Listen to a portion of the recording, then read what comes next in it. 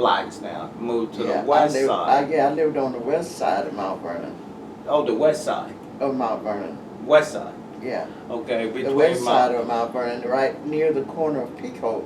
Okay, I know where you are. And you said that was in the 40s or 50s? Well, I moved there in 1952. 1952. Uh-huh. And what was many blacks living there at that time? No, there weren't too many blacks living there. Over there in that area, yes, right? ma'am. Mm-hmm. And what kind of work were the people doing that lived in that area at that time? Well, they were doing construction work, and they worked at Norton Air Force Base because that's where my daddy worked. Okay. And he worked at Kaiser too before he worked at Norton. And and they did a lot of construction, and they did a lot of labor, you know. What kind of construction? Were building housing? Building houses, yeah, constructing houses. They didn't do anything, not building no bridges and stuff. For houses. And did any of them work at the Santa Fe Railroad, that you recall? Well, some of my neighbors did. I lived on Western. They worked at the Santa Fe. Okay. Mm-hmm. And so would you say life in San Bernardino at that time was pretty good? Yeah, it was pretty good economically. Uh-huh. Mm-hmm. And educationally? Educationally, yeah, but you had to take advantage of it, you know what I mean? You couldn't be lackadaisical about it. You had to go and get it. And were you a pusher? Like your grandfather? What do you think? Well, I had a great desire for education. I really did. I still do. I wanted all my children to be educated, grandchildren. I still talk to them about the importance of being educated, getting an education. Okay, who's that? Go ahead, finish. I'm sorry. Oh, that's okay. Go ahead. I was going to ask you, who stands out in your mind as a good civil rights leader from this local area, or was it anybody who was fighting for civil rights at that time? Oh, I don't know about the civil rights. Well, at the time when I first came here, I don't know. That was Mr. Johnson. You know, I don't remember his first name, but you know, the Johnson Recreation Hall was named after him. No, I didn't know that. He was a black guy? He was black. Oh, okay. No, I didn't know him.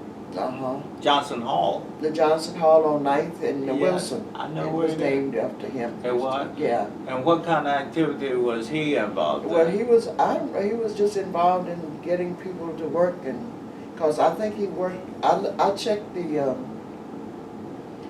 city directory, and for Mr. Johnson, and I see where he was employed in 1904, I think, at Santa Fe. Oh, okay. Mm-hmm. And And that was a long time, but I don't know if the city still have a city directory or not, but they still have it at the library. There's so much information there, you know, about that. And so he was one of the yeah, and that was Mr. Lee. Mr. Lee. I can't think of Mr. Lee's first name either, but he worked at Santa Fe. He was instrumental in trying to get things done. But seemed to me it was kind of hard to get things started here.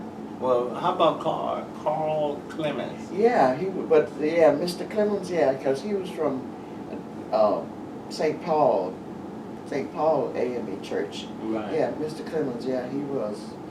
He was active too. Active, yeah, very active, Mr. Clemens. Mm-hmm. He was? Mm-hmm. I mean, I'm talking about early on. Yeah, early on, in like Mr. Townsend. Mr. Townsend? R. Townsend? R. Townsend. Mr. R. Townsend? Yeah, yeah. And what do you remember about Mr. R. Townsend? Well, I remember Mr. Townsend as being a person that, well, he had a lot of property in Paris. And he had the newspapers and stuff. Well, he Well, you know, he was very political because he was a political science major, I think. At UCLA, I think, Yeah. somewhere. Uh-huh. Right. And Yeah. so you saw these people as someone that was helping to better- Helping to get the place, you know, changed. It was slowly, but because when I came, I don't know what all was happening in San Bernardino as far as black people was concerned, because it didn't seem like too much was happening Okay, before we came here. okay. And, but you've seen a lot of changes. A lot of changes. Since you've been here. Oh, I've seen a lot of changes. So do you remember Wilma or Mina Carter? Yeah, I remember.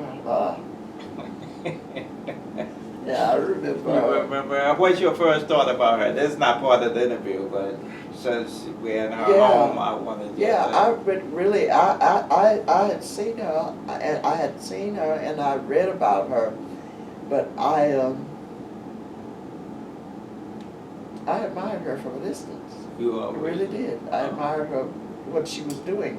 And do you think she was keeping the torch that Claude Clemens? Oh yeah. She was keeping it going.